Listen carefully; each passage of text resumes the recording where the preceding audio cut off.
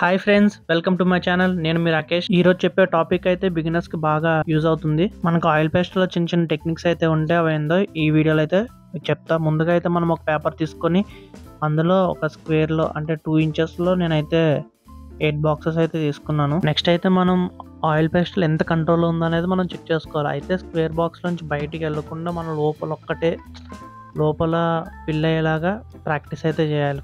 ఇది మనకి first step. అలానే అన్ని కలర్స్ కూడా మనం కంట్రోల్లో ఉండేలాగా ప్రాక్టీస్ అయితే చేయండి. ఇంకా ఎక్కువ బాక్సులు తీసుకొని ఎంత ప్రాక్టీస్ చేస్తే అంత మంచిది. నెక్స్ట్ వచ్చేసి 2 కలర్స్ ని ఎలా మిక్స్ చేయాలనేది చూద్దాం. ఫస్ట్ డార్క్ టు లైట్ గా వేసుకొని రావాలి. ఆ తర్వాత ఇంకో కలర్ కూడా మనం డార్క్ టు లైట్ మిక్స్ చేయాలి.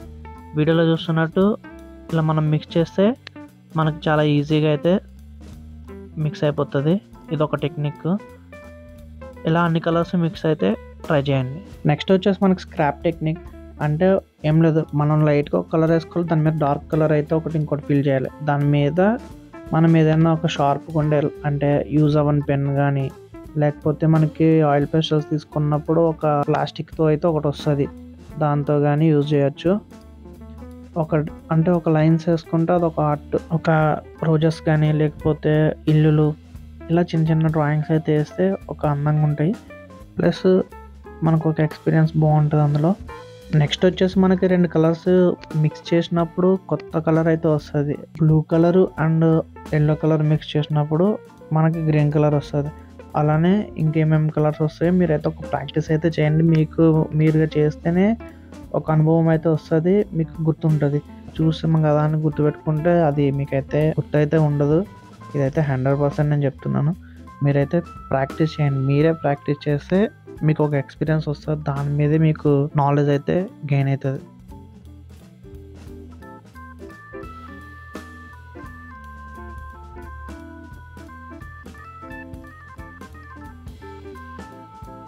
నెక్స్ట్ అయితే మనం కాటన్ అయితే యూజ్ చేసి మిక్స్ చేద్దాం.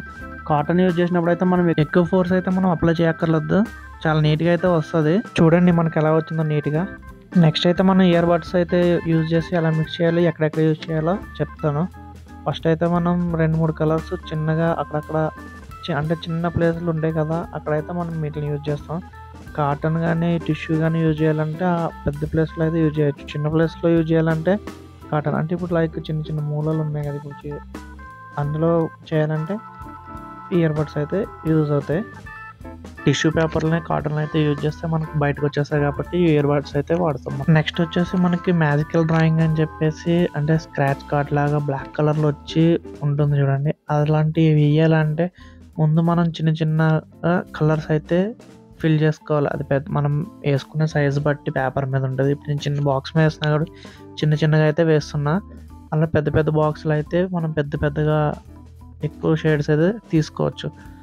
అలా షేడ్స్ అన్ని ఫిల్ చేసిన తర్వాత బ్లాక్ కలర్తో అయితే మనం మళ్ళీ మొత్తం ఫిల్ చేసేయాలి డార్క్గా. ఆ తర్వాత మనం పిక్స్ కానీ లేకపోతే యూజ్ అవ్వని పెన్ కానీ ఏదైనా యూజ్ చేసి అయితే లైన్స్ గీస్తూ డ్రాయింగ్ అయితే వేయచ్చు. లైక్ ఏదన్నా ఒక పోర్ట్రైట్ కానీ లేకపోతే హౌస్ కానీ ట్రీ కానీ లీవ్స్ కానీ నేమ్స్ కానీ ఏమైనా సరే గీయచ్చు. ఇదే ఫ్రెండ్స్, ఈ వీడియోలో మీకు ఎంతో కొంత యూజ్ అయితే అయ్యిందని నేను అనుకుంటున్నాను.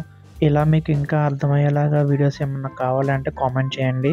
ఈ వీడియో మీకు నచ్చితే లైక్ కొట్టి సబ్స్క్రైబ్ చేసి సపోర్ట్ చేయండి friends. Thank you. Bye bye.